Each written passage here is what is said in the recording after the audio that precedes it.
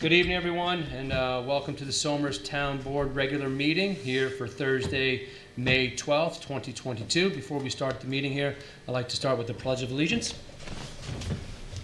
I pledge allegiance to the flag of the United States of America and to the republic for which it stands, one nation, under God, indivisible, with liberty and justice for all.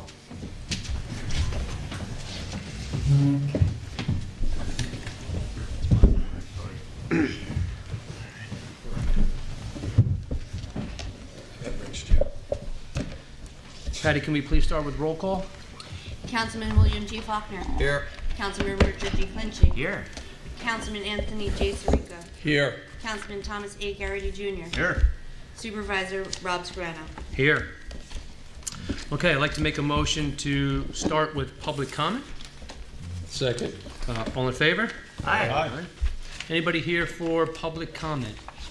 Yep. We got one. If you would just come up to the podium here, state your name, and try to keep it to 3 minutes or so. Oh, wait. Hi, Barbara Tepper. Speaking as the president of the Board of Trustees of the Somers Library, I want to say, whoa, we got a car charging station in the parking lot. Whoa, we're moving forward into the 21st century. Thank you for moving forward on that. And on the issue, and also now as a resident of Heritage Hills, Unit 714, which used to be Bellflower, but now it has no name. And we would really like to see the names restored and expanded because it is such a huge development. And I can't tell you how many times I have been stopped when I go for my little walk. Can you tell me how to get to 966? And can you tell me how to get to this unit and that unit? And without street names to tell them where to turn, it makes it impossible. So I would like you to take that under consideration. Okay. Thank you. Thank you so much. Is there anybody here for public comment as well? No? Okay. So I'd like to make a motion then to, anybody on Zoom out there? No? Okay, I'd like to make a motion then to close public comment. Second. All in favor? Aye. So moved. We're gonna, the approval of minutes, we'll worry about that next month. And then Patty, can you give us a department reports? Yes, I have reports from the town clerk, building inspector, zoning board of appeals, plumbing bureau of fire prevention, parks and recreation, planning and engineering, tax receiver, and director of finance. Okay, great. Go to the business of the board here for the town board. So first, let me give us an update a little bit on the COVID-19 and where do we stand. Currently, there's 189 cases in the town of Somers. That is 17 new cases. That is up from 57 cases from last week. And we have a cumulative here in Westchester County of 5,346 cases. So we've seen a little bit of a spike. We were hovering right around that 100 mark or so, 125, right around there. We've seen to go up a little bit in the past couple weeks. Hopefully we can turn the corner and start heading back down here. Hopefully this nice weather will, people will be outside and separated, and it'll help get them to go down a little bit, I agree. But again, Mr. Supervisor, from what I'm understanding and from what I'm reading, the numbers are going up, but luckily the death rate is not. We haven't seen, we haven't started to see anything like that, so that's good news. Yeah. Anything, Rich? No. Just upstate, I know that the numbers are going up, and I'm taking a trip up there and I'm keeping track on those numbers. Yeah. So hopefully we'll start seeing the corner turn here a little bit.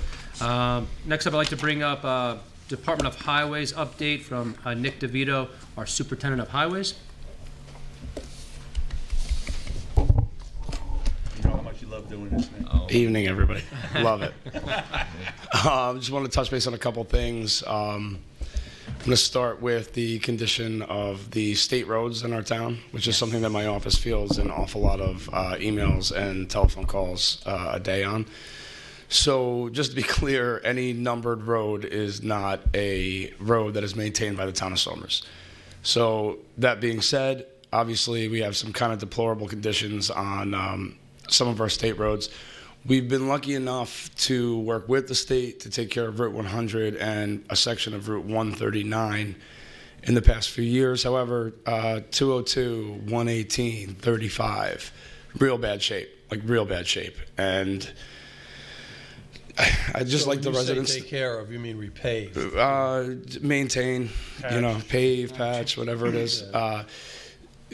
We are diligently trying to speak with the state to, in order to hopefully get them to move forward with repaving and resurfacing some of these roads.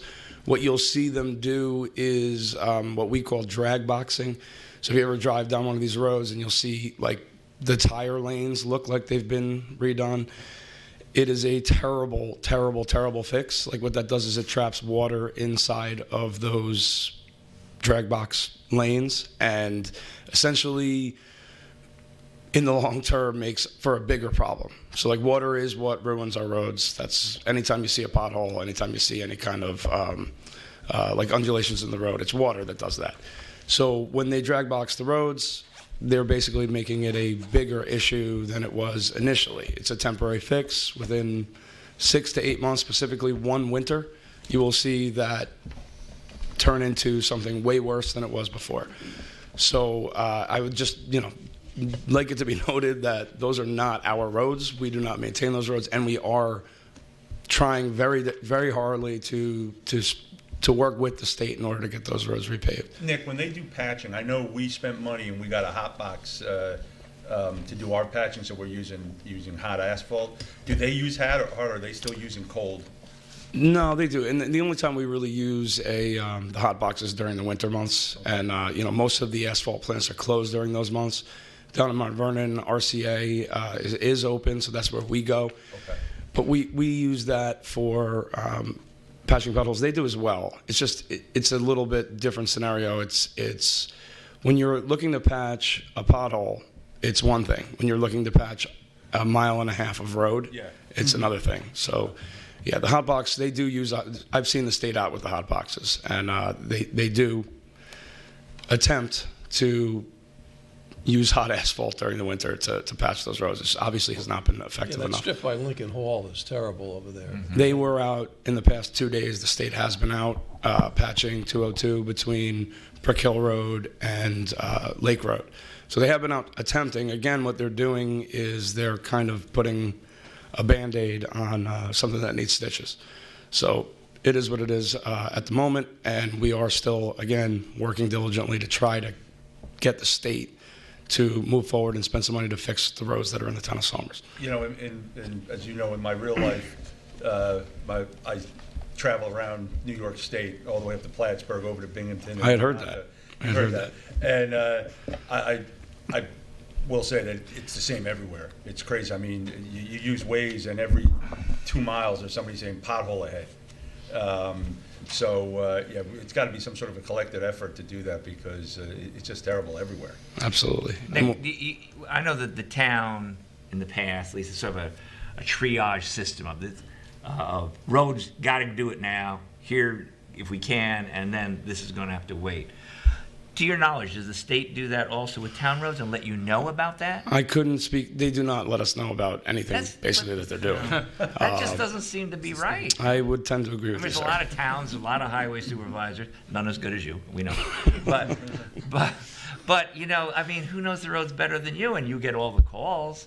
As Rick used to say, we're not somebody's public relations firm here trying to smooth this. I have a generic email set up on my that I respond with all the time, which is unfortunate. But it is. So you don't know what their plan is for any of these. Which one? Because the governor has touted in the budget. I mean, I think it's $1 billion or more.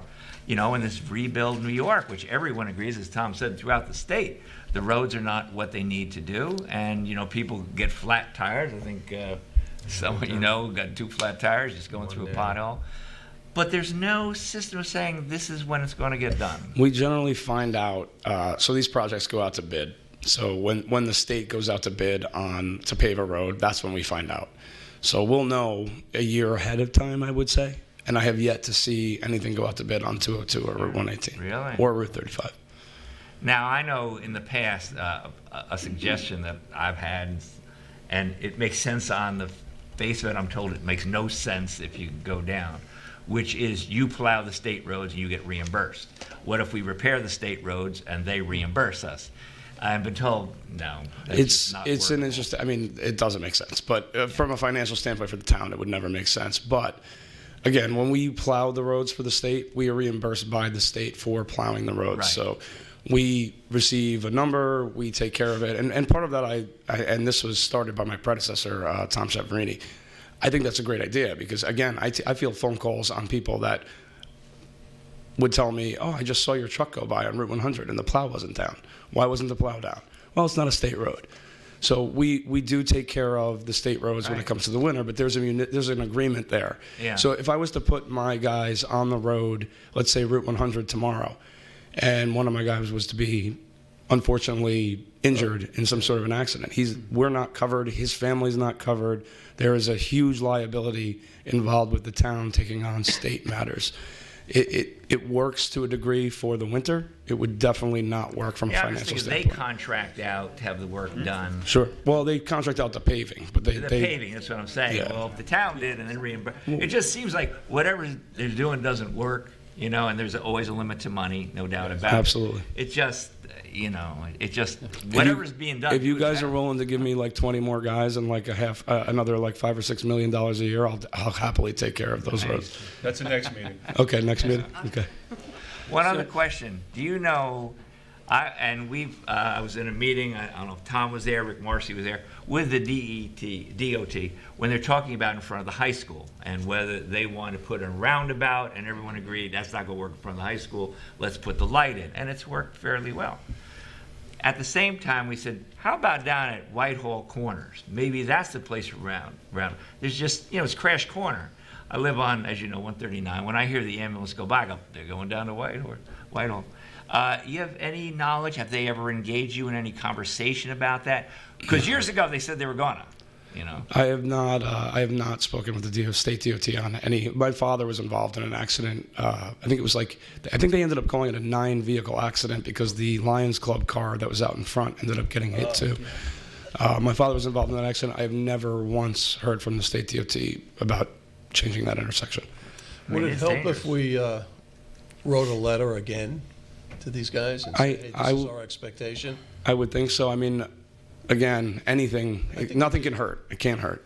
Maybe just, just write a letter to the DOT, kind of putting these on, about the roads. But yeah, Yeah, we've made phone calls. We've tried getting some time frame from when these roads are going to be completed, and like Nick was saying it before, both offices have gone unresponse. So Well, I also talked to Senator Harkin about Whitehall, and I said, at the very least, can you just get them to do a study, which is what they told us when we were at the high school years ago. Well, we'd have to do a study on it. Well, okay.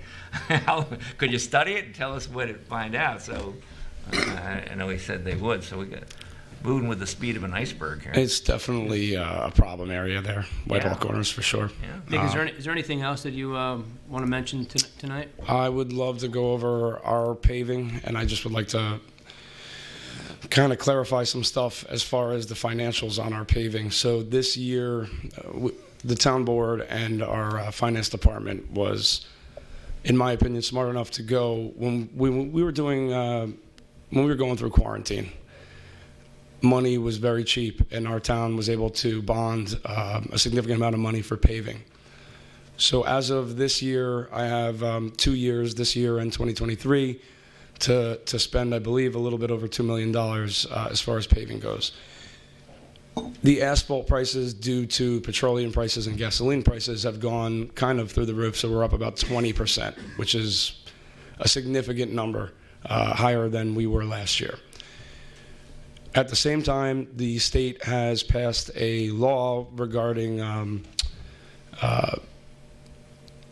essentially what it comes down to is union contractors who have always bid our work.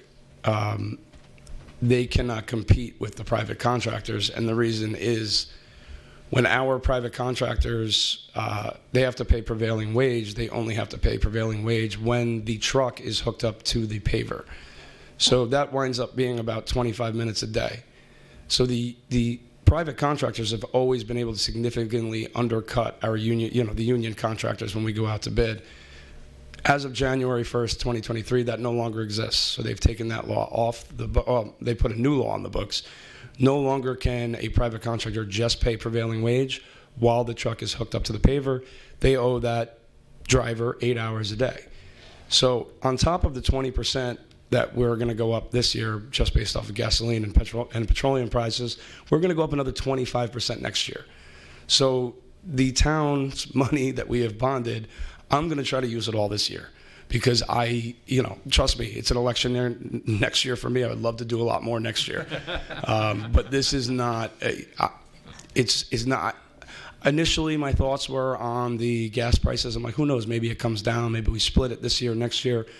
I don't know. I don't have a crystal ball, so I couldn't tell you that. I do know that the law that's going to go into effect in 2023 will drive our prices up 25%. So we are going to go full bore this year. We are going to probably do 2 paving cycles, one in June. And to the residents that want to know, yes, Brick Hill Road is getting paved, and yes, Warren Street is getting paved. Those are 2 main thoroughfares for us that are in pretty bad shape. I can tell you that Warren Street will be done in June. Brick Hill, there's, again, going back to my predecessor, a guy that I listened to for a lot of advice because he saw these roads for 30 years. There's a lot of work to be done on Brick Hill Road before we're ready. So I think the second paving cycle will probably be October. But in order to be prudent with the town's finances, we're going to try to do a lot this year. And unfortunately, in my election year, probably not as much. But that's okay. We got to do what's right this year. So you're going to see probably double the amount of roads paved this year that we have in the past. And that's basically based off of the current economic climate. So Nick, you're saying that because of this law change in 2023, labor costs would go up like 25% or so? Yep.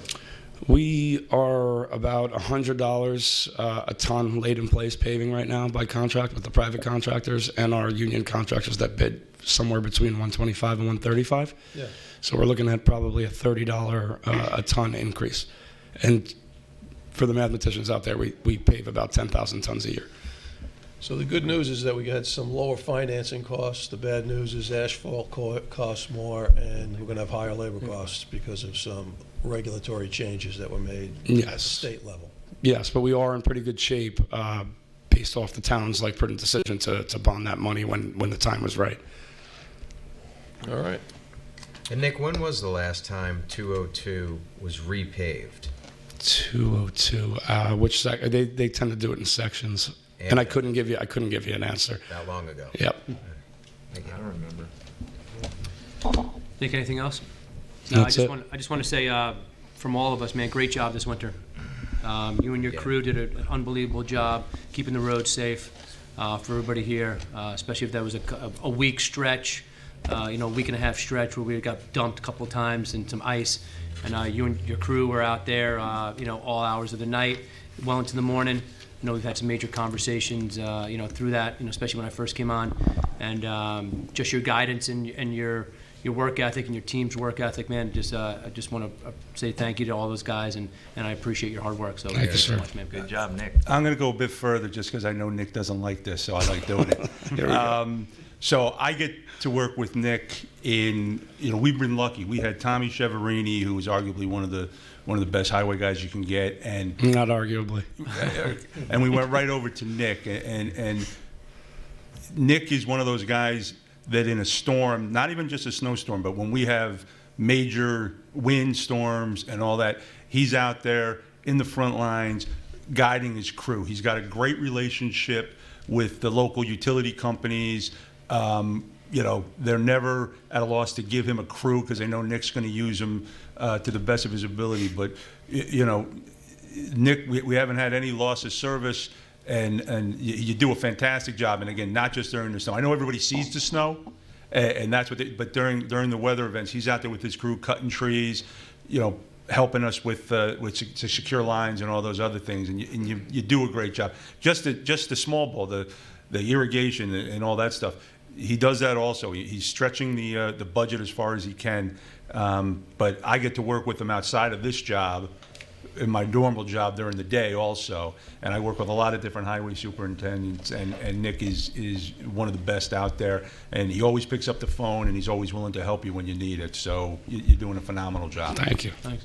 That's longer than the 5 minutes I told you. Yeah, So, yeah. My wife's waiting. I'm going.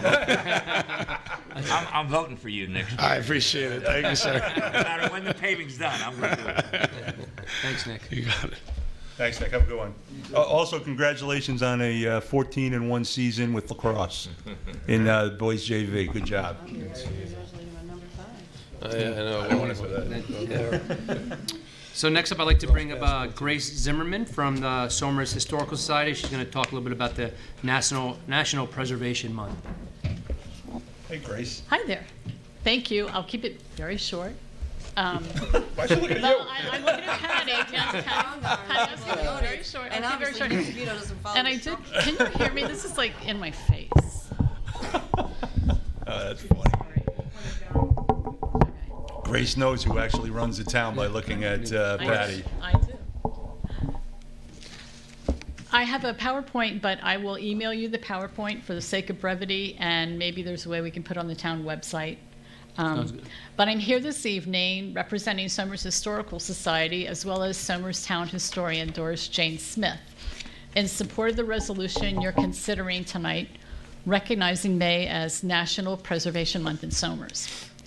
In doing so, the town of Somers will be joining communities across the country in raising public awareness and support for the social and economic benefits of historic preservation as part of a program begun by the National Trust for Historic Preservation in 1973.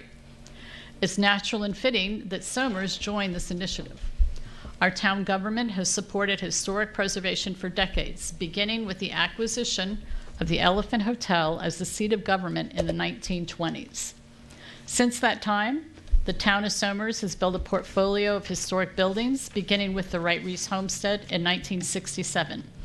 Today, that portfolio includes 3 National Register sites and 1 National Historic Landmark, all maintained primarily through our taxpayer dollars, by some estimates more than $1 million. That would be for the entire term that we owned those buildings. Not a year. Not a year, not a year, yes. An equally important preservation effort was the recognition by the town of the historical significance of the 56-acre Somers hamlet, of which the Elephant Hotel, St. Luke's Church, and Bailey Park are focal points. In 1978, the town went further, amended its building code to reflect that significance, and to maintain the district's historic character by creating the Business Historic Preservation District, commonly referred to as the BHPD. In a further step, on behalf of the town, the late town historian Florence Mickey Oliver sought and gained National Register status for the Somers Hamlet as well as for the Elephant Hotel. That she gained National Landmark status, which is a step above National Register. And finally, most recently, the town has incorporated all the aforementioned preservation efforts into its current master plan. So, the theme posed for National Preservation Month this year is People Saving Places. In that spirit, Doris and I like to recognize the countless citizens through the years, through actions or words, who've advocated for preservation of our town's historic resources. Some names are familiar to us: Carolyn Wright Reese, Nancy Bailey, Otto Kegel, Christine Bishar. Others you may not recognize and include Somers Boy Scouts, Somers Girl Scouts, other civic organizations, including my own Somers Historical Society. So in the spirit of National Preservation Month, we'd also like to salute all citizens who've contributed their ideas for the future of Bailey Park and other properties within the Somers Hamlet National Register District, of which there have been numerous in the last few years. That's my conclusion. I want to thank you very much, and happy Preservation Month, and thank you for recognizing this important event, because the town really should be very proud. We all should be very proud of what the town has preserved through the years, and private citizens as well. Many we know, and many, probably more that we don't know, who have done tremendous things to their private homes. And But that's it. Grace, Thank let me you. say, when people say Historic Society or anything, they're thinking of you and Doris Jane. And that's everything that you do is all out of the goodness of your heart. So we're lucky to have you. Well, thank you. And just for those who are watching, just in case you don't hear it during the normal agenda, the declaring it National Preservation Month is in the consensus agenda. So we're not missing it. Oh, no, that's what yes, I'm okay. sorry. I So, hope I didn't no, miss it. I just want to let people who are watching know. Good. Thank you. Okay, do you want? And actually, real quick, just one quick question. Are we sure. going to have some music this summer again? Yes, we Okay. are. Summers, Saturdays in the parks, 2 at Mount Zion Church, 2 at the Wright Reese Homestead on the lawn, and 1 on the Reese Park stage, summer concert, so we can have people see the sites and Very learn nice. to appreciate it a little And more. we'll put that on the website. be Grace has great. been nice enough when she's out of town to let me sort of host Send you them. those dates, so. Yeah, because I try to go to all of them, and it's just, a lot of people show up, and when it's a beautiful day, there's nothing better. And you get to see the ones at Mount Zion, you get to go in and check out the church, which a lot of people don't know that they're able to do that. And this year, we're moving to the Wright Reese Homestead, which we're opening the first time since COVID shut down. So it hasn't been open in 2 years. So Excellent. we're going to have 2 concerts there, and we're going to be open there again on the 25th, on Independence Day. June 24th, I guess, is when we're celebrating. These sort of Independence Day. So, June before 24th. Independence So- Day. Somers Independence Yeah. Day. Somers Independence. Well, We declared our independence, We could and do- the rest of the yeah, country followed. We were ahead of Days the curve. later. That was But it. thank you, Grace, for so everything thank you. Thanks, Grace. Terrific work, Grace. Thank you. All right, next I'd like to bring up Plumbrook Realty to give us a conceptual presentation for Route 100. I did not strong arm any of these people. Okay. But hopefully they heard the message from Patty. Yes. Thank you. Thank you very much. They should be free. You only strong on people you know. People have control over it. I just, I just heard that One and the same? she wanted to be concise for your benefit.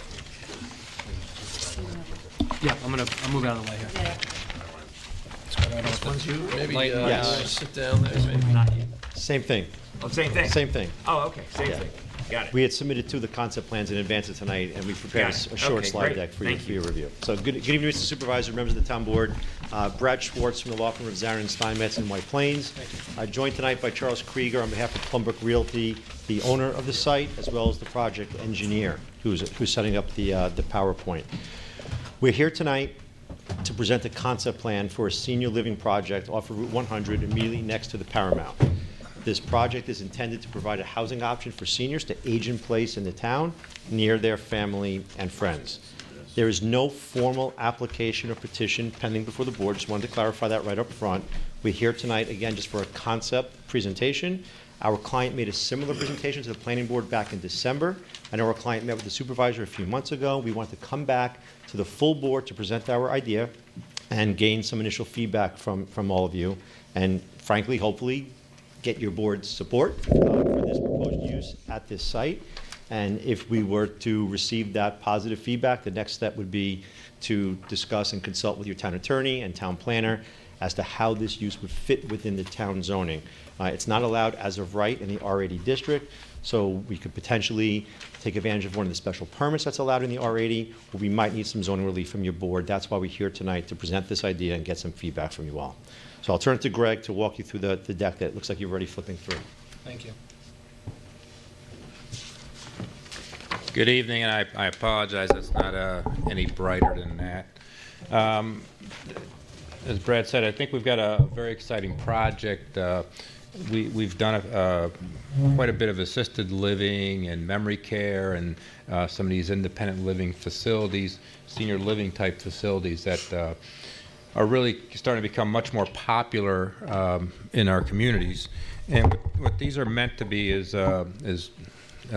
developments which basically allow you to age gracefully in place and still have a very active lifestyle.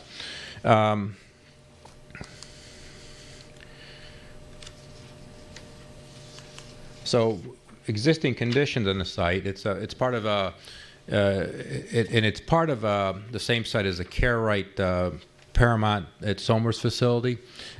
Same owners, same principals. It's a separate company. It's a new venture that they are going out into. And anybody that's familiar with them, they've been doing this since the 90s with the assisted living memory care. They've got some adult daycare facilities. They're in 4 states, somewhere around almost 25, 26 facilities. And like I said, this is adjacent to that site. It's a whole separate entity. It's a whole separate concept, but there are some synergies there. The total acreage is 44.3 acres of the site that we're talking about. It's to the south of the existing facility. It originally was a 90-some-odd acre parcel. It was subdivided back in the 90s for financing purposes, and the current facility or the current land that we're looking at has some characteristics that everybody's familiar with. Probably there are some Army Corps wetlands and some DEC wetlands on the site. The facility does have its own water and wastewater plant that we're going to be looking at expanding. We're actually upgrading both of them right now. But if this project went through, it would utilize those same facilities, but would be expanded. The project is in the East of Hudson watershed, so it's going to require enhanced stormwater and also. Before you go to the next slide. Yep. And you can't really see it on there.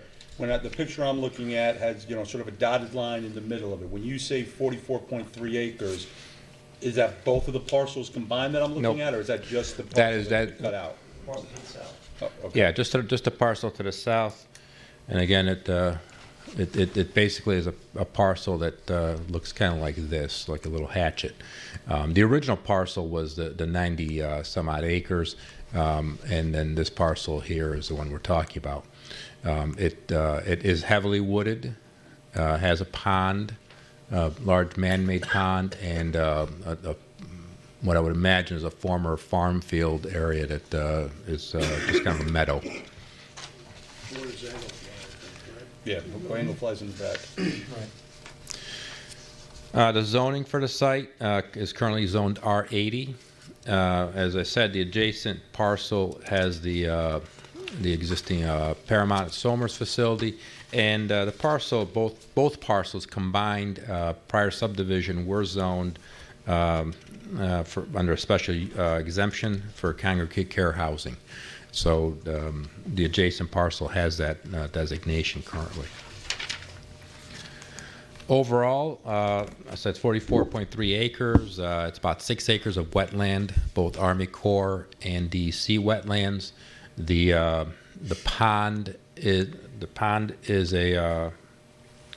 an Army Corps wetland.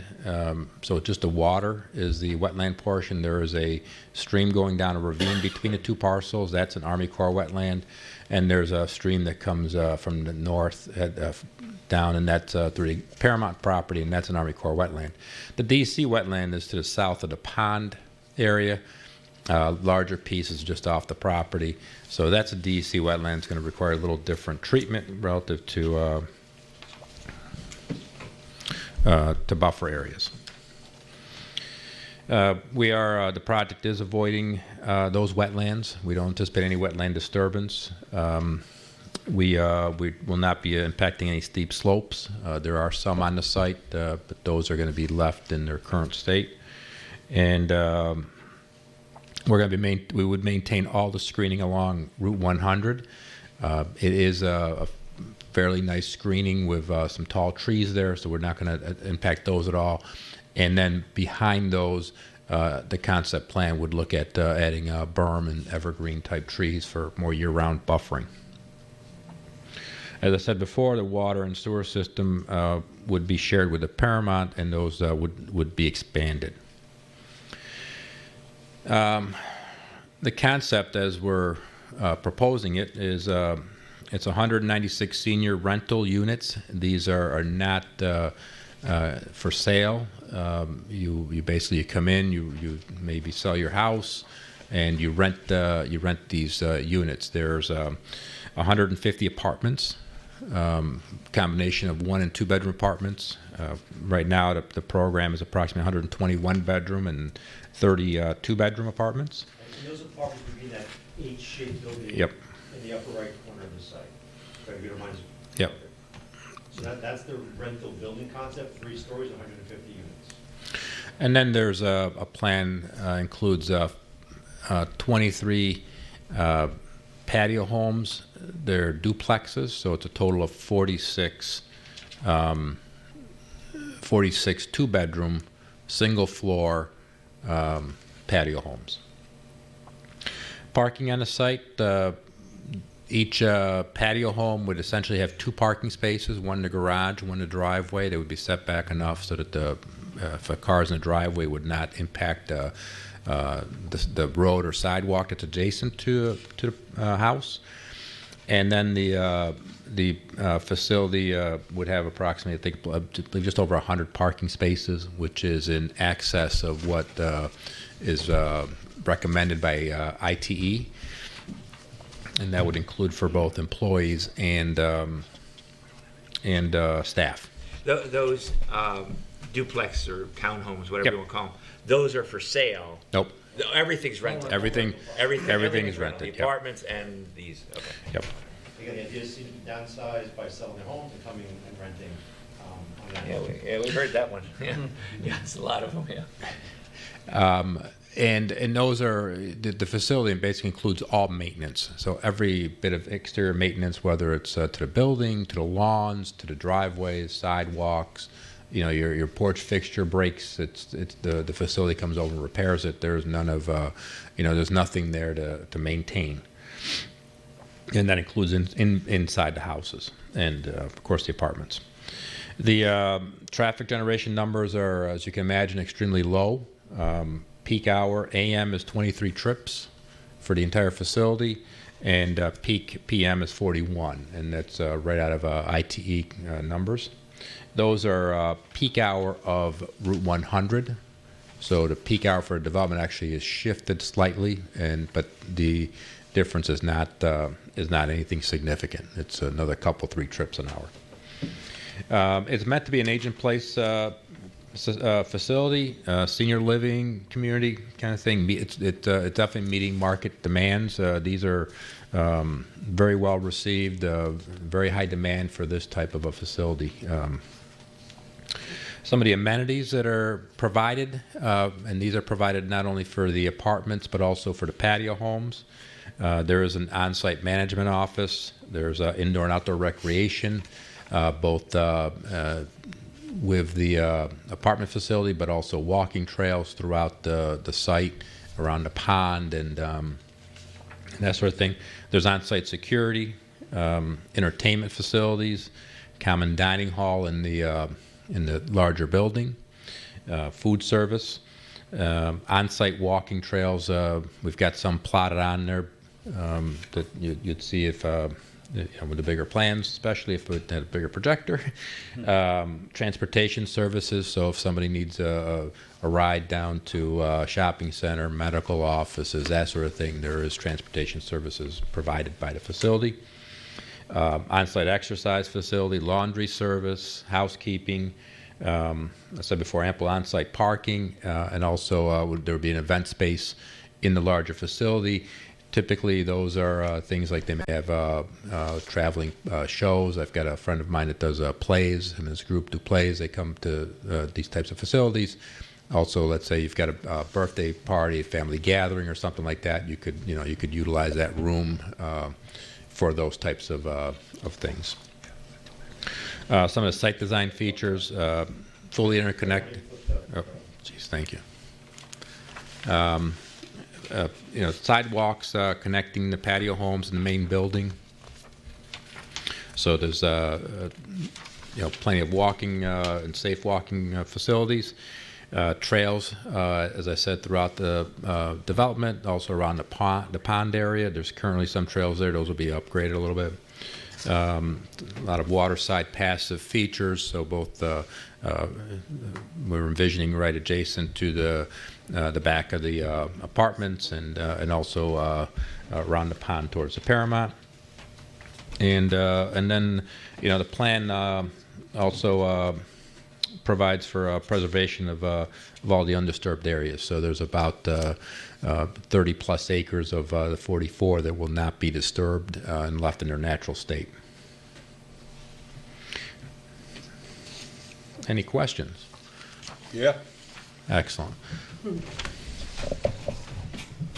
get back to our seats. Anybody mind if I go first? Go right ahead.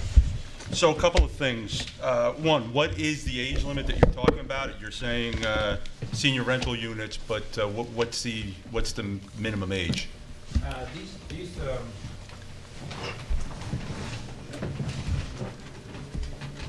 These developments cater to over 65. Predominantly, they're in 70 to 80 plus year range. But is there going to be a written minimum age when you're renting them? Or is that who you're marketing it at? Because those are two That's what we're marketing. I'm not sure what the legal limitations are and what we can and can't limit Right. there. Well, I know there's you know, yeah. we have 55 and over places, and we Yeah. have 65 and over. There's age restricted, age targeted. I would say this is just a sort of blanket statement. maybe on the mic so everybody can hear you. So we're certainly familiar with age restricted, age targeted. As a general blanket statement, I don't think we're married to any specific development concept yet. So I think part of us being here tonight is to hear that kind of feedback from the town, and I certainly understand where your question is going. So if there's a certain age restriction, age limit that the board or the town would be interested in seeing, we're open to that, right? So again, we're not coming in with this is set in stone. We're here tonight to hear that kind of feedback, and we're able to, adjust our program to what the town would like to see. And again, this is just me speaking. I just got a couple things. No, go ahead, yeah.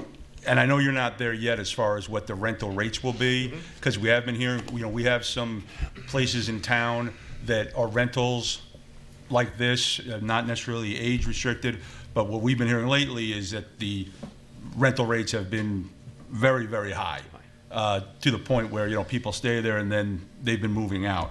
In my opinion, one of the stumbling blocks I see on this plan, and Roland, if you can correct me if I'm wrong, I don't believe in town we have any 3-story residential developments. We've had everybody ask for them, and we've always said no. Some people will cite the Muse or Avalon, but the way I understand it, Roland, correct me if I'm wrong, the bottom level is built more than 50% below grade, though that's not counting as a level. This, I'm assuming, is not built into grade. So this board has never approved a 3-story building in town. I think just the tradition is that this is the tallest building in town. So that's sort of what we've used over the years. And that might be the case, but we've had. Right now, there's a slew of people wanting to build in Somers, and we as a board have to look at each one individually and see, it's just been open season on development. Yeah. And we've had multiple developers come to us and say, we'd like to build 3 stories, and to a T, we've said no.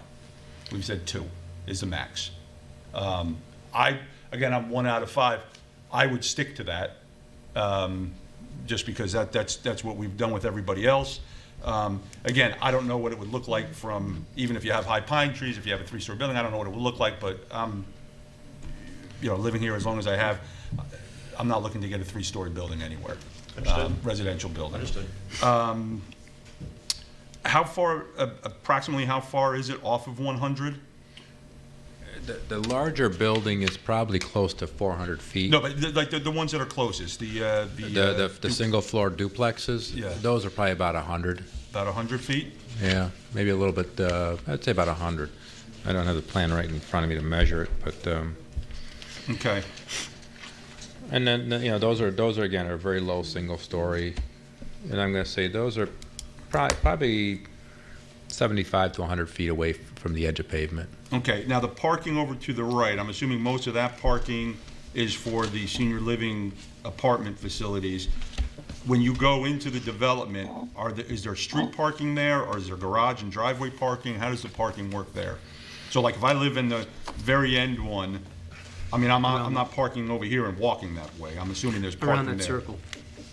You could park on the road, but they're designed so that in these facilities, they have a garage. So you've got a parking spot there. A one-car garage with a driveway. Correct. And that would be set back enough so that the driveway isn't able to park a car without infringing on either the road or the sidewalk. Or, you know what I'm saying? Right. The roads are. I mean, obviously these are very low traveled roads. They're typical width. 22 feet. They can easily handle on-street parking once in a great while. If you've got a Yeah, no, I'm not worried about that. I just wanted to confirm that was the case. You're not having somebody park way over here and walk all the way, because I'm sure that is not that well traveled. I mean, 100 is very well traveled. That parking lot there is meant for employees and staff and residents. There, like I said, there is beyond what ITE would recommend as a minimum. We would be amicable to looking at banking some of that parking, and then if we need it, we could come back for it. These facilities typically have shortages on Thanksgiving, Mother's Day, that sort of thing, and what's there is probably perfect for that. And what sort of, how many employees normally will be staffing here? I've got to get the exact number, but it's probably around 30. Around 30? Yeah. There's a lot of services there that get offered. But yet the peak AM trips are only going to be 23? That's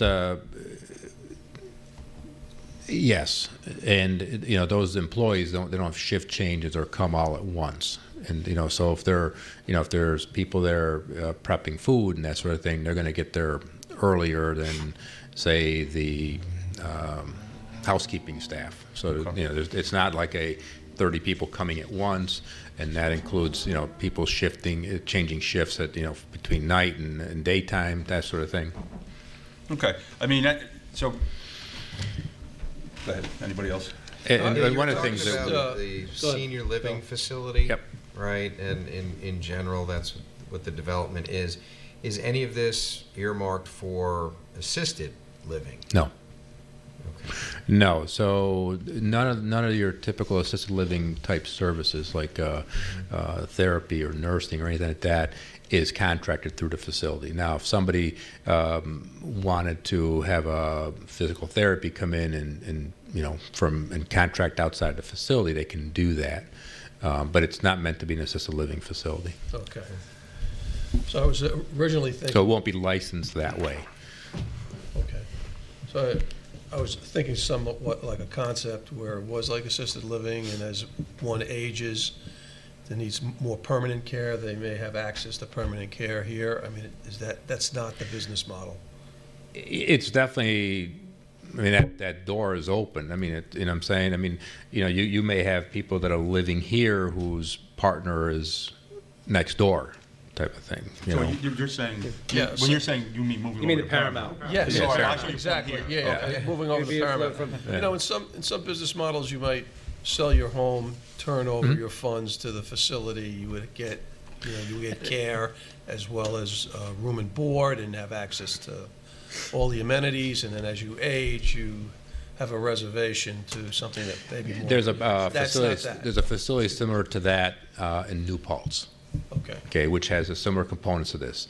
The business model is not like the New Paltz one, where you kind of buy into a long-term plan. You own the New Paltz, or you run the New Paltz? No. It I'm just exists. saying there's a facility similar to that at New Paltz. In case we're wondering. Yeah, no, we're doing one. We've done like these for like manor care and stuff like that.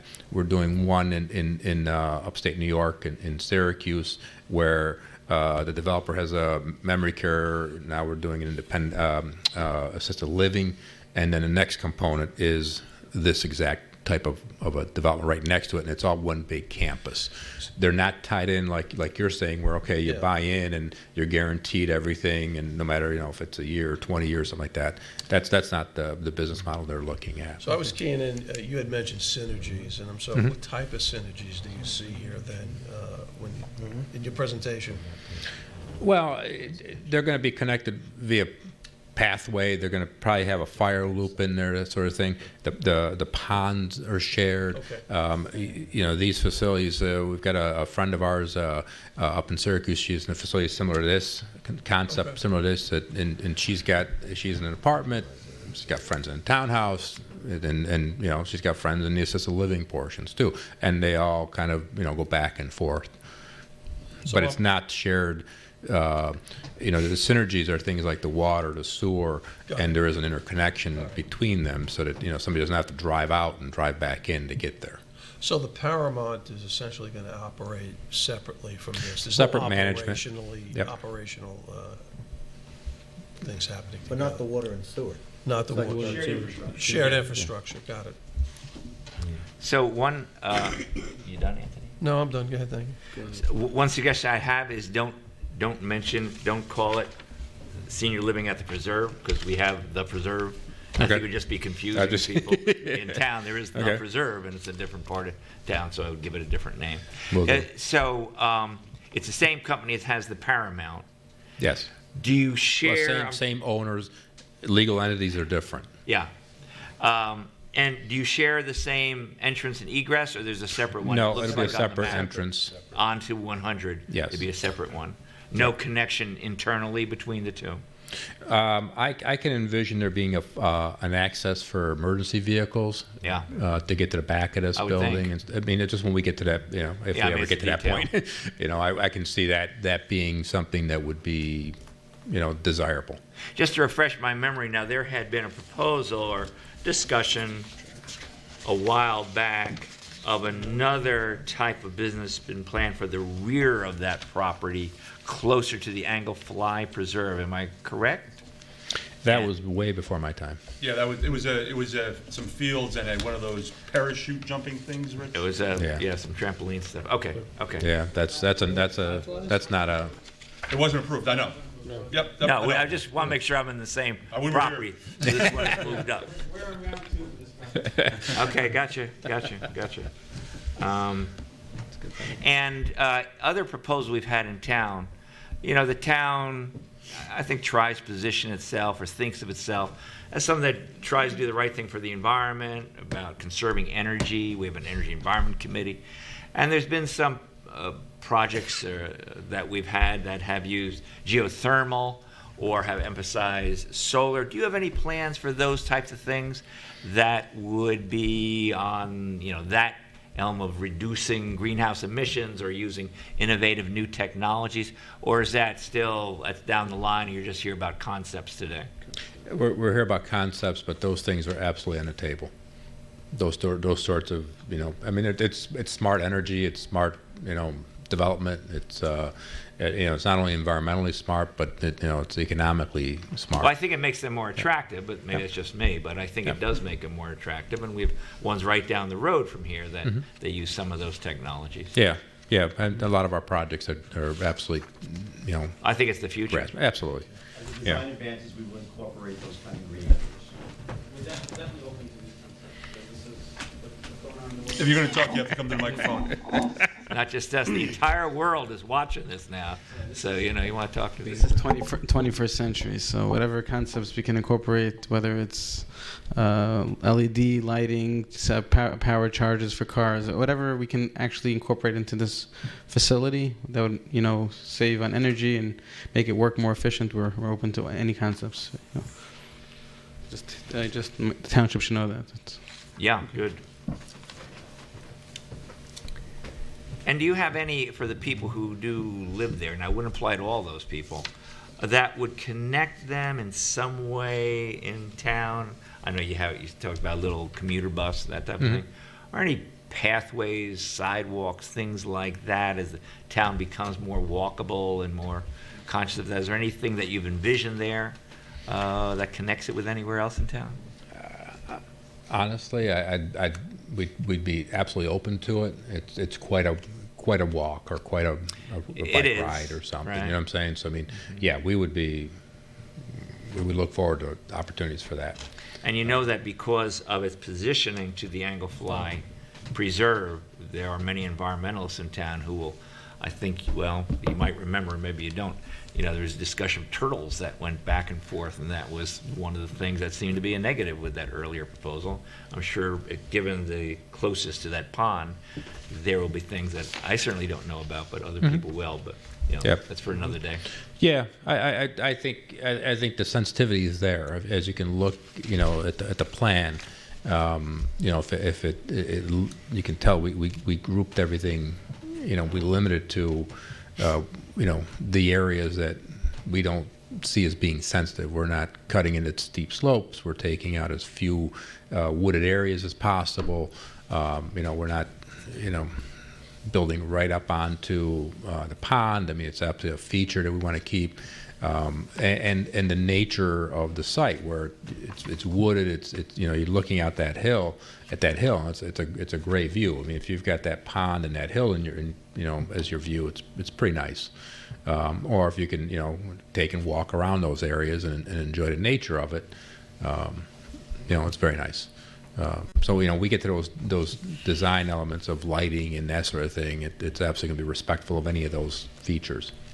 Hey, just out of curiosity, one last question. Sure. Looking up at the Paramount, there is that great sleigh riding hill, right in front. So what is that? What is in that land? Is that where your water is, or your septic? Is that for anything that land? Other than it's beautiful. I don't know if that was utilized for septic at one point in time. Before you got your system put in. Yeah, I don't know. You know what I mean? The water is up on the hill. So there's a series of wells. Some are up on the hill. Some are lower down by the wetland area, and there's water tanks up on the hill where water gets stored. Those wells are sufficient capacity, I think. We may need to upgrade the storage, that sort of thing. There's enough water we can pump. It's just a matter of storing enough of it to meet those peak demands. So I don't see the limits of disturbance that we show on here is pretty confident that that's going to be the most we're going to have to disturb. So you're saying sleigh riding? There's a chance. I'm all for it. It is a great hill. There's a chance. That's just what the Paramount wants, somebody breaking their legs so they ride down the hill. Just saying. 1 in a million. Anybody else? I mean, I would just say, made our comments, be prepared, because we have a lot of stuff in front of us, and we are very deliberate in our actions. Nothing is happening quickly. We have to look at a whole bunch. We're going to be looking for things. Now, the tax structure on this rolling, obviously, it's rental, so it's there's no other tax option.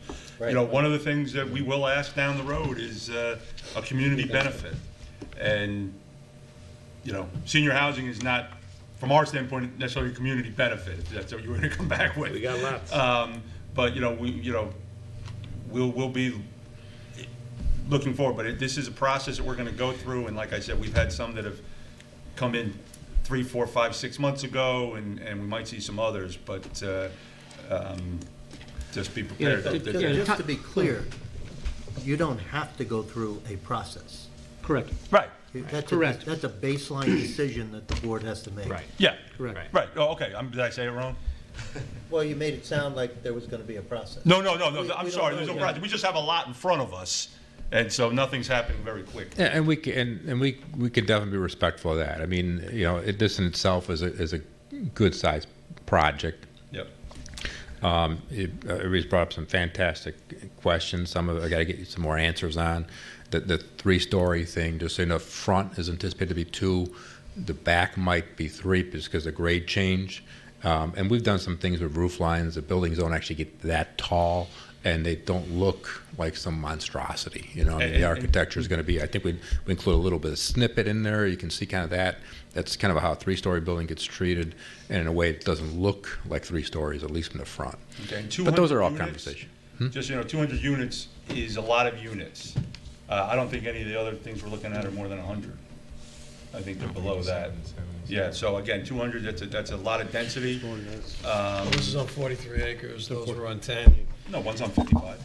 And keep something in mind. These are It's 55. these are primarily single Yeah, no, I'm just talking about single again, these are user. things that- these are The things that we apartments look at. are you know, they start around 500 square feet. You know, even the patio homes are probably right around 1,000. These Oh, is aren't, that right? you know what I'm saying?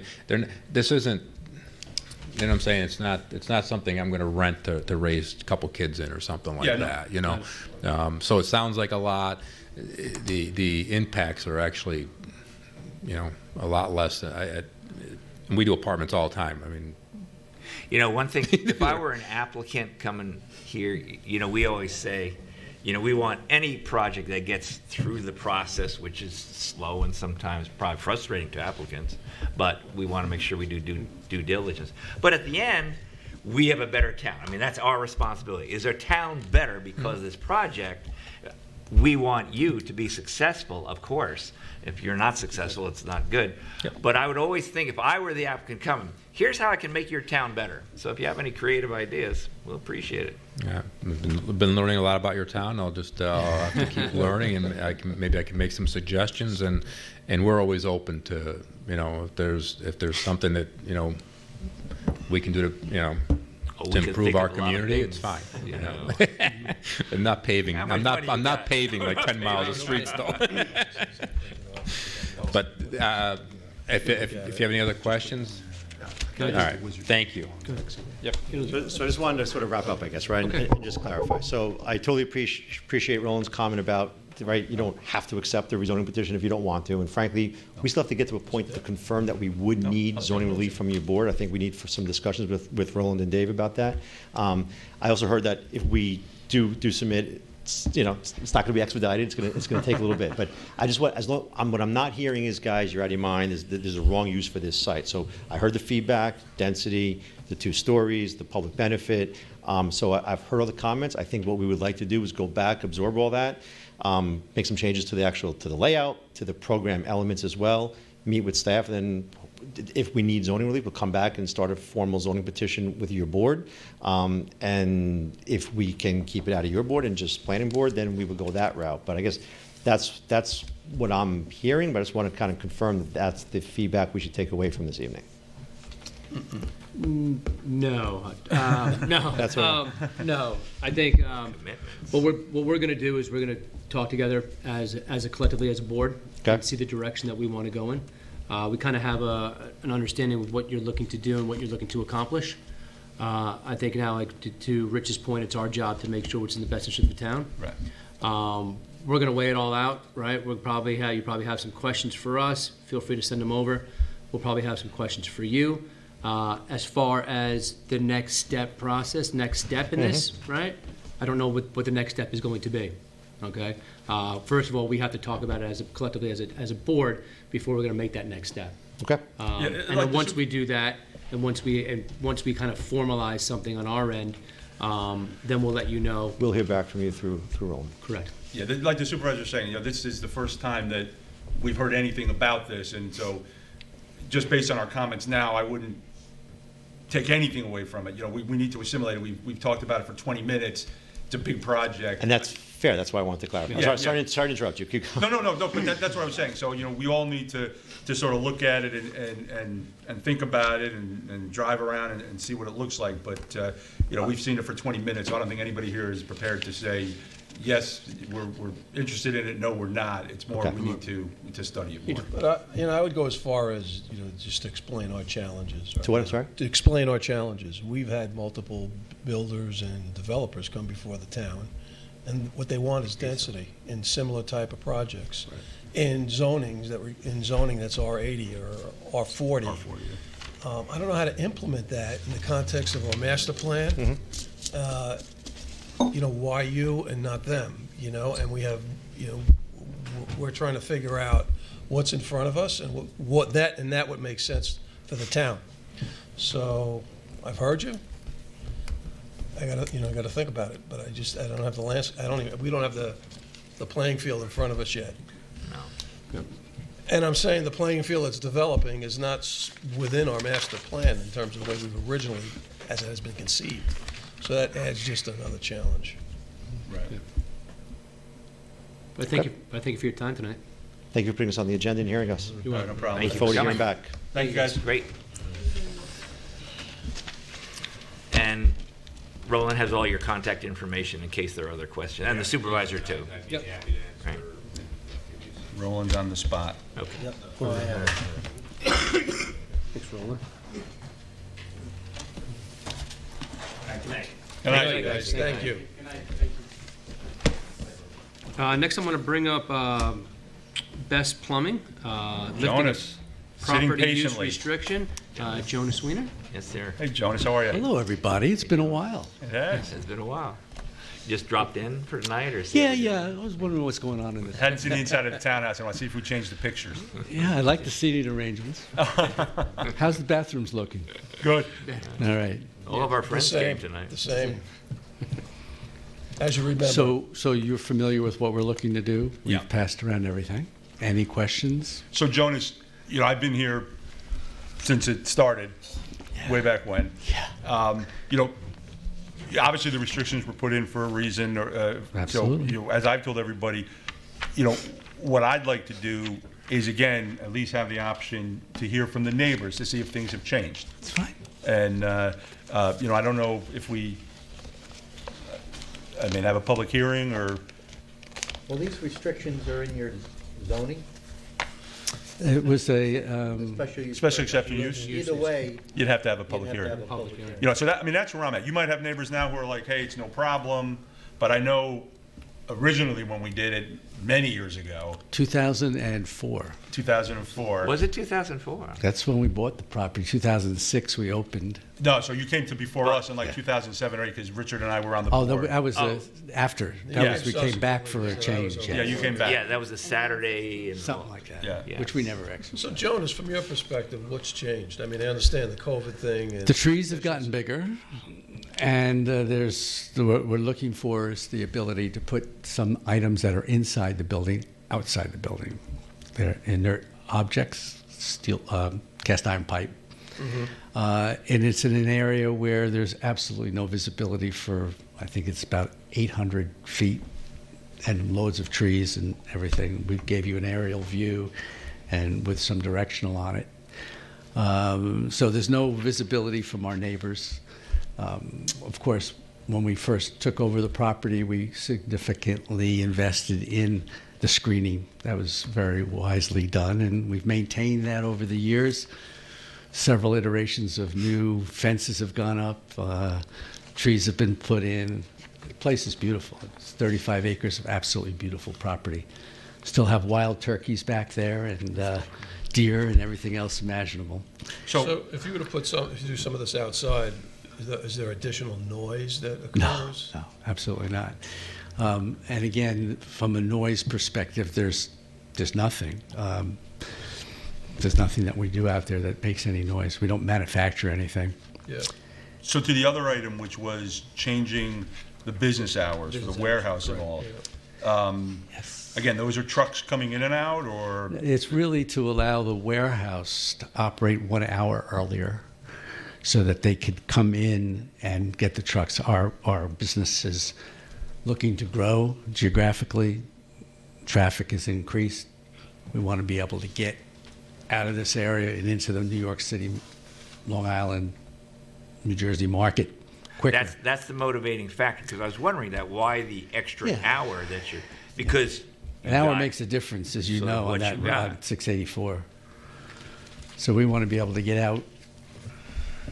Well, actually, we want to be able to get in there and get the trucks organized for getting out. With the new traffic light that went in, how is everything now with the operations? It's great. I mean, we didn't have a problem, and I'm sure the school had no problem as well. It was I believe it was a 20-minute or 25-minute curfew on us being able to leave the property with our trucks. It was never an issue. When the school was having the Yeah, buses it was come in. never an issue. And then with the traffic light, it only just makes it somewhat silly to have that restriction there. Yeah, and again, so I'd be more interested in just hearing from the neighbors, just to, It's fine. to give them their, Absolutely. Well, the last time you were here, you had spoken to them, Yes. beforehand. Some of us, myself included, went down and actually knocked on the door, say, so what are you thinking?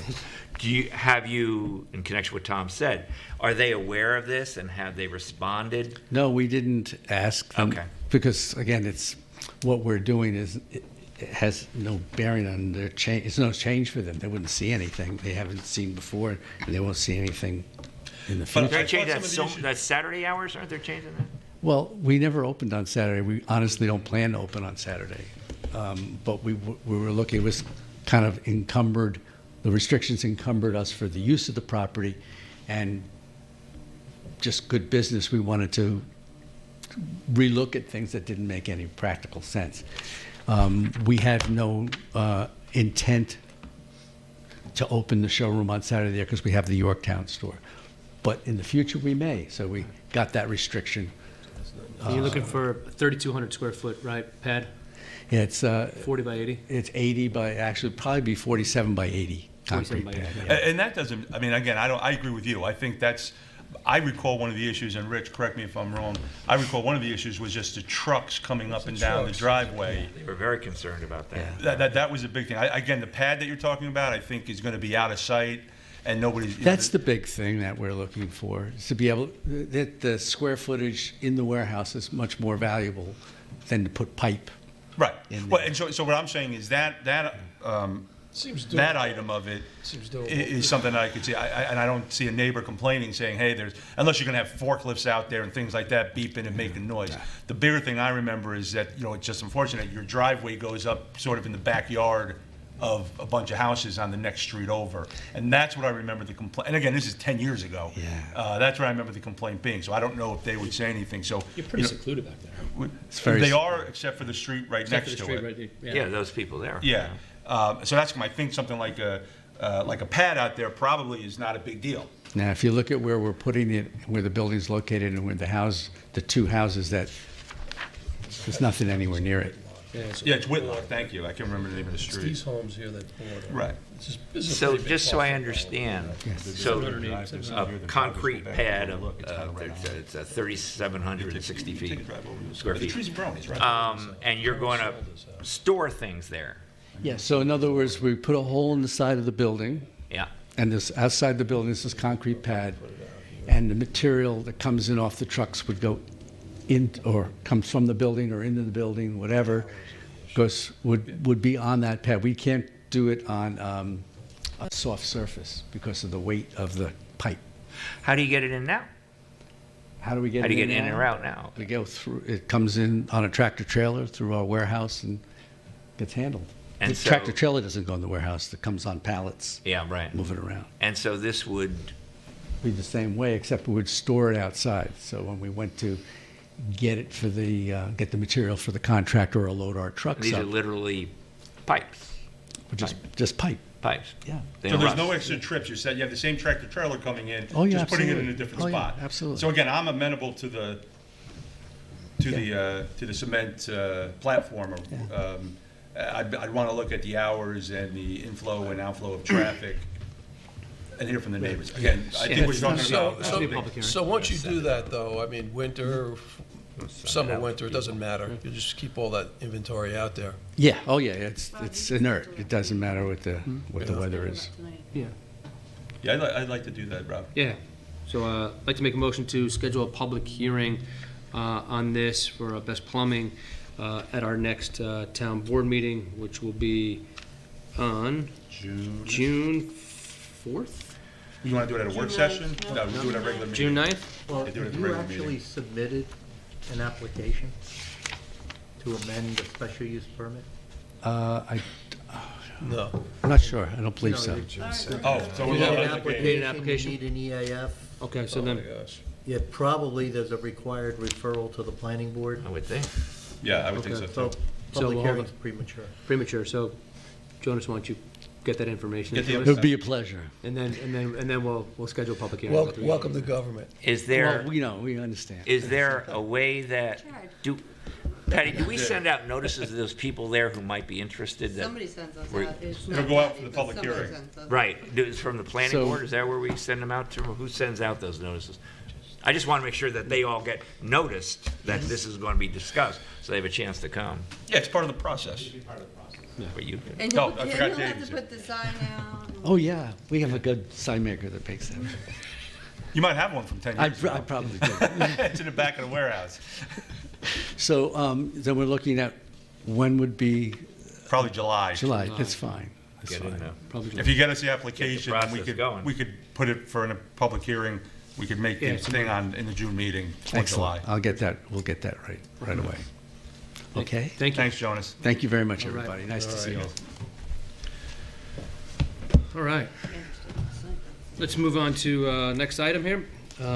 Authorize the supervisor to execute the Heritage Hills Shelter and License Agreement between the Heritage Hills Society Ltd. And the Town of Somers. I'd like to make a motion to authorize. Second. All in favor? Aye. So moved. Authorize the supervisor to execute the Evoke System Subscription Service Agreement for the collection of fees related to the electric charging station located at Van Tassel and Reese Park, and discuss fees, if any, for public use. I'd like to make a motion to authorize. Second? Second. All in favor? Well, what about are we discussing the fees or no? Well, Well, I think that comes well, later. No, we're going to discuss the fees. We're going to figure out what the fees are going to be. We're not doing that now. No. No, we're not going to, Okay. so, I spoke Go to ahead. Bob just quickly. I mean, to put the stations in and buy this software through Evoke is gonna cost $500 a station. That's like the software to run all this stuff. But I don't think, at this point, Bob doesn't want to get into a situation where he has to charge sales tax. So we're trying to figure out Figure out he's pricing. trying to figure out a business model. Maybe you don't just it's a gratuitous charge. We don't know the activity and the amount. Does They New could- York State, do they have something where they reimburse towns? Because if you want to have electric vehicles, I mean, you got to have charging stations, right? So here's the thing. Here's the thing. But do we just give away the electricity, or and maybe New York State says, yeah, you should, and we reimburse you? Is there anything like that? Do we know? No, I don't think we fully understand all the business models. I think I would say this though, like Tesla is part of their Yeah. proposition sales. They build charging stations Right. all over the place, and General Motors and Ford are going to do similar things. Now that's a third party. They come in, you give them the access, and then we're not part of that. I mean, that would be perfect for us. In this situation, it was a NYSERDA grant, right? We got 2 of these stations for I was told about $15,000. And so now we're there, and now we have to hire Evoke. come in. They're making the connections, and they're going to run the software to sort of meter it all. But we haven't decided whether we're going to, charge people for this We're or going to get not. charged for the electricity, though. I don't know. Their town. If we do, then we have to get into the sales tax business. Okay, and this is something that he's a bit reticent Well, all right, to it's a do problem that. we're going to have to figure out. We're going to probably have to figure out. Okay. But it's not as simple as you might think. I was at a meeting earlier this week and heard a presentation from a different company, and what they're proposing is to have advertising on both sides of the charging station. Like modern gasoline pumps have screens. Videos. Screens, Well, these yeah. would have screens too, and That's not the, right for every community, but that's how you get to not charging That's the people. payphone model, The people, well, I guess. right? Everybody never wanted it once they got that payphone back in the day. Yeah. I mean, they wanted it for the advertising because it was on a corner somewhere and Right. they would post an ad. Right. That's an interesting idea. They're pretty big screens, though. I don't know, it can't be right for every community. Yeah, I don't think so. No. So, I mean, Yeah. we want to implement this, so we might as well go ahead. Yes, we So do. motion to authorize the supervisor to execute Yeah. the Evoke systems. Second. All in favor? Aye. So moved. Abstain. Oh, you're an electric guy. I'm going to come to you Who guys to who give nobody us- ever asks any questions outside of the meeting about anything. Well, you know what? Can we have the electric for free? I know, but So, I can number, answer some of your questions that you're asking the 4 of you who don't know. All right. so number 8 here, award bid and You wanna authorize the talk about supervisor to Is that- Go ahead, sorry. to execute a contract to place carpet tiles in the main room and tea room of the Somers Library in the amount of $10,095 with Cantor's carpet per memo dated May 9th, 2022 from Thomas J. Tuma, Building Inspector. Motion to award the bid. Second. All in favor? Aye. Go ahead, go ahead. Just Yeah, one quick, there was an email today withdrawing something. Yeah, that's number 9. That's number 9. That's okay. number 9. All right, good. So, motion to award the bid. Second. Second. All in favor? Aye. So moved. Number 9, we're going to withdraw. Number 10 here, combined July 7, 2022 work session and July 14th, 2022 regular meeting. We are going to make that July 21st, that meeting. A motion to Make that change. make that change? Second. Second. All in favor? Aye. So moved. And then combined August 4th, 2022 work session and August 11th, 2022 regular meeting. We are actually going to combine those two to August 11th. I'd like to make a motion to make that change. Second. All in favor? Aye. So moved. Parks and Rec, there's no additional business. Financial, no additional business. Highway, no additional business as well. Personnel, there are some current vacancies. Affordable Housing Board, 1 2-year term ending 7/11/2022. The Assessment Board of Reviews, 1 5-year term ending 9/30/2023. Library Board of Trustees, a 1 5-year term ending 12/31/2025. Parks and Rec Board, a 2 3-year term ending 3/9/2025. Partners in Prevention, there's 2 3-year terms ending 12/31/2022, and 1 for Partners in Prevention, a 3-year term ending 12/31/2023. Upcoming vacancy terms expiring 2022, Affordable Housing Board, a 2 2-year term ending 7/11/2022. I think we may have someone for the Parks and Rec here. That's got something in today. Go on to number 3 here. Authorize the hiring of Mr. Donald Spinelli as part-time availability PTA chauffeur for the Somers Senior Adult Nutrition Department at an hourly rate of $17.50 per memo dated May 3rd, 2022 from Barbara Tabor, Senior and Nutrition Program Director, effective May 5th, 2022. Like to make a motion to authorize that hiring? Second. All in favor? Aye. So moved.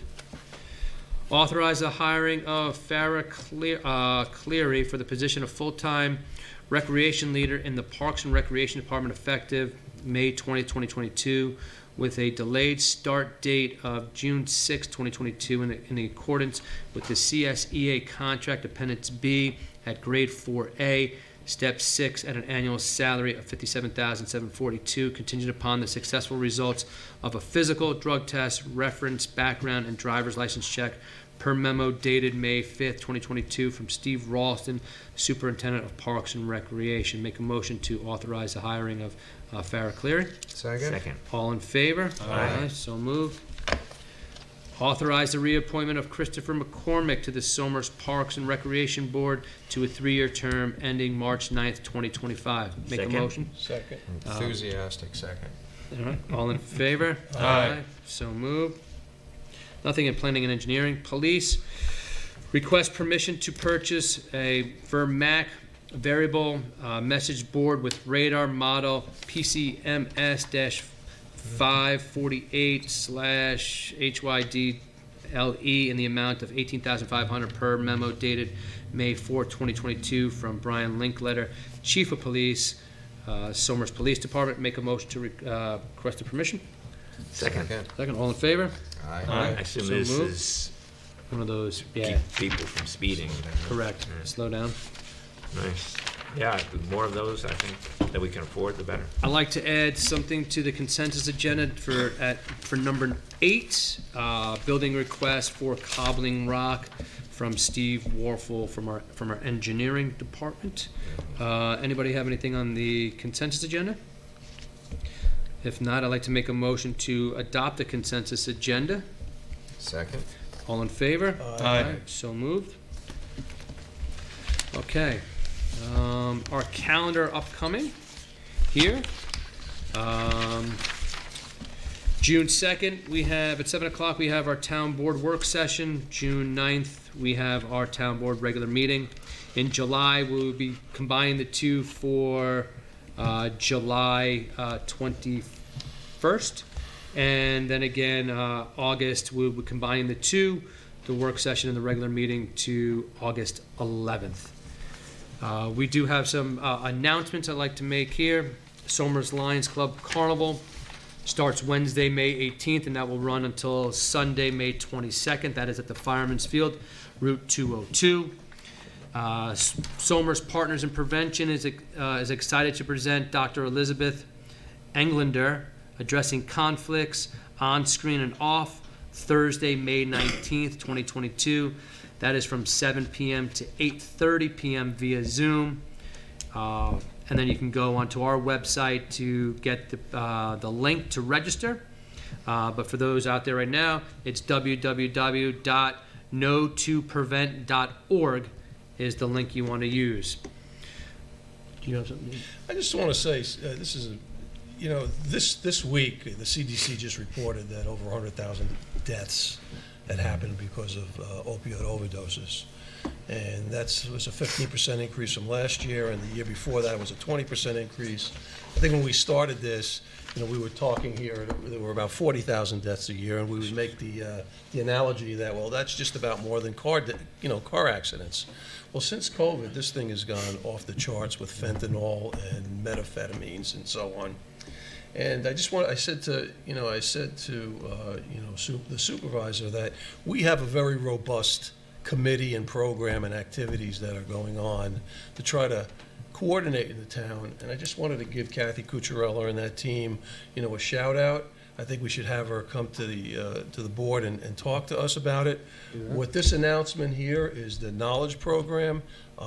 This has been going on every month. We have people come to these meetings, giving you access to professionals in this field to talk and educate, about what's going on.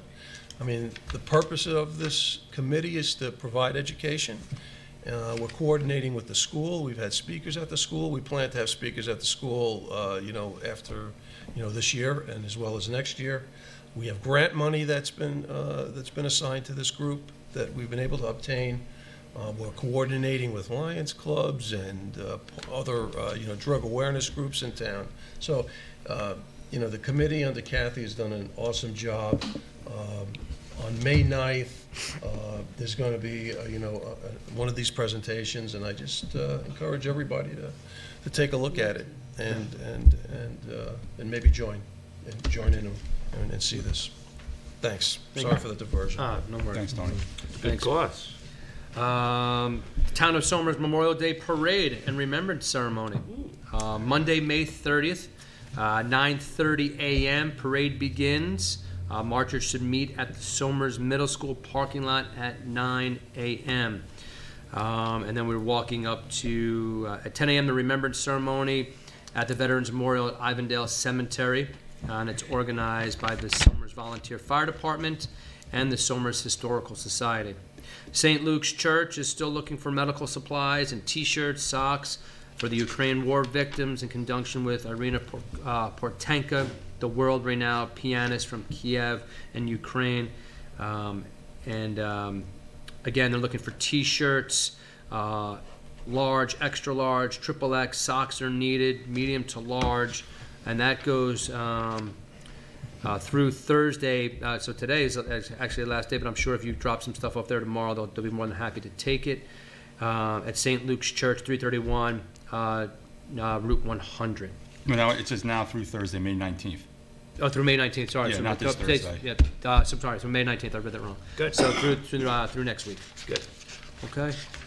Friends of Lassen Park Arboretum presents the 100-acre wood exhibit, Forest Friends, open on select days through Sunday, May 29th, 2022, and that's on Route 35 here in Somers, but the address is Route 35, Katona, New York. And then, that's Lassen Park, 2610 Amwalk Road, Route 35, Katona, New York. And then also hold the date for everybody. Town of Somers Independence Day celebration will take place on Saturday, June 25th at Reese Park. Right. And our rain date is Sunday, June 26th. Have some great bands. Everything's coming in order. There's only one or two outstanding things left that we need to take care of, but we are almost completely done setting it up and looking forward to the celebration back at Reese Park. Good. Here, here. Good. Yep. I can add one, just so everybody knows. Tomorrow night is the Wizards game at Somers High School. There'll be two games this year. One at 5 p.m., one at 7:30 p.m. You can buy tickets online, you can buy them at the door. I will be the mean guy telling the little kids to stay off the court. So hopefully they'll listen, but It's a probably great not. show, and they're really good at it. Yeah, they do. They do a great job. Really nice job. They've been doing it for years. For years, yeah. Anybody have anything else? Anybody? I just want to remind everybody on Tuesday, there's a school board vote. Oh, there is, that's right. And a budget. And a budget vote. Right. There are four individuals running for 3 positions. 3 spots. 3 spots, and I think, we always hear, everybody comes out for our elections. Not everybody, maybe, but a lot. But when it comes More to than that. more than that, And and it's important that you weigh in there.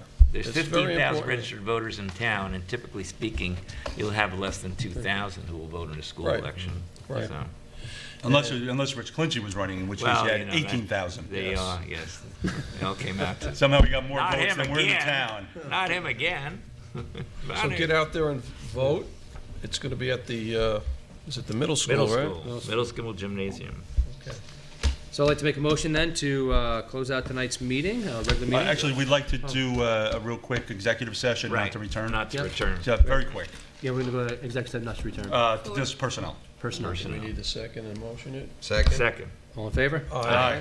But then we'll make a motion to close out this meeting. That's it. No, that's what it is. That's it. That's what it is. Good night, everyone. Not to return. Thank you, Chalmers.